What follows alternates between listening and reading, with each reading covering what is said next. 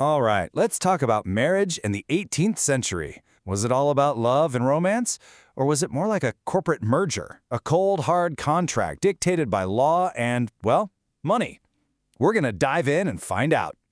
So, when you think about it, what comes to mind? You probably picture, these romantic letters, grand balls, all that Jane Austen stuff. But the truth? The reality was often way more transactional. I mean, we're talking strict legal and financial rules that governed everything. And these rules could literally make or break a young couple's entire future. And how are we going to explore all this? Well, we've got the perfect guide. We're going to look at Richard Brinsley Sheridan's hit comedy from 1775, The Rivals. Now, this play was a total smash hit back in the day, and for a really good reason. It hilariously called out all the very real, very frustrating legal hoops people had to jump through just to marry for love. Okay, first things first. The biggest obstacle for any young person in love back then, it usually wasn't some other suitor. Nope, it was their own parents. And these parents were armed with some serious legal firepower. And that power came from a specific law, Lord Hardwicke's Marriage Act. The rule was brutally simple and totally absolute. If you were under 21, you could not, I repeat, could not legally get married without getting permission from your parent or legal guardian. That's it. No loopholes, no exceptions. This gave the older generation just immense, almost total control. So how exactly was that control enforced? Well, in the play, the character Sir Anthony Absolute just lays it all out for his son Jack. This wasn't just a threat of being grounded. We're talking total financial annihilation. Disobey me, you lose your inheritance, you lose your name, you lose your entire future. The threat was absolutely real. And get this legal power wasn't just for parents.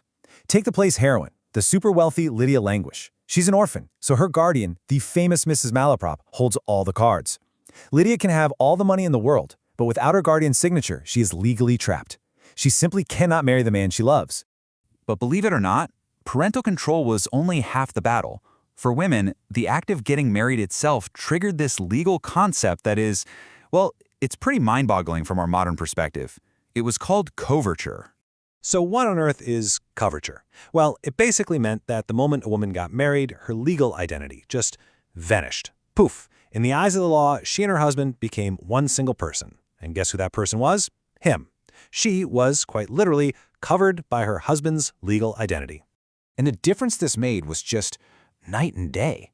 Before marriage, an unmarried woman, or a widow, actually had a surprising number of legal rights. She could own her own property, she could sign contracts, she could even sue people in court, she could keep the money she earned. But the second she said "I do," all of those rights just disappeared. Everything she had and everything she would earn legally became her husband's property.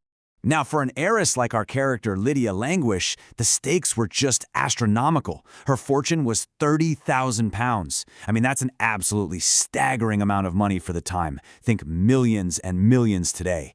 Because of coverture, the man she married would instantly, legally become the owner of every single penny.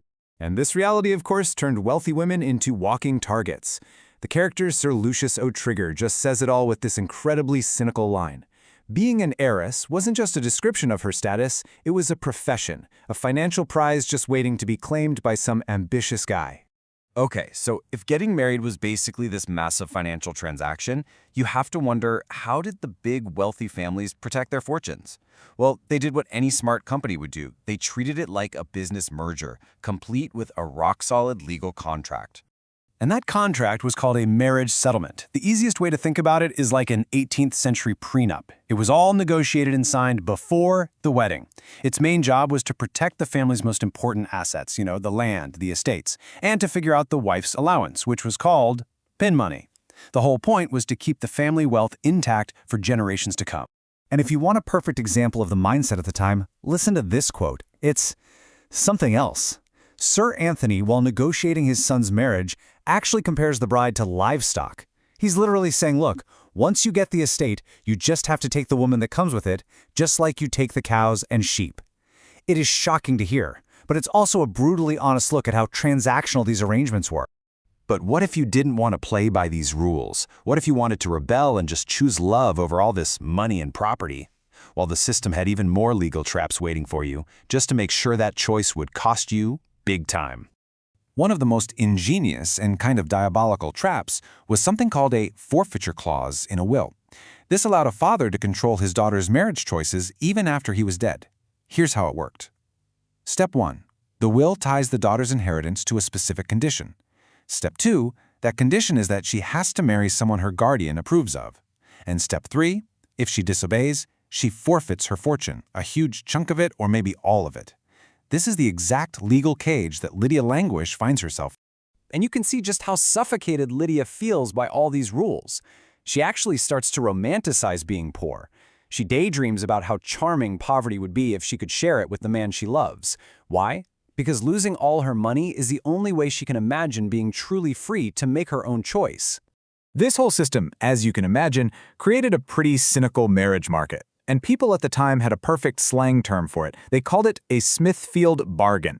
Now, Smithfield was a famous cattle market in London, so the term perfectly captures this gross idea of men shopping around for a wife like they were inspecting livestock, checking their value before making a deal.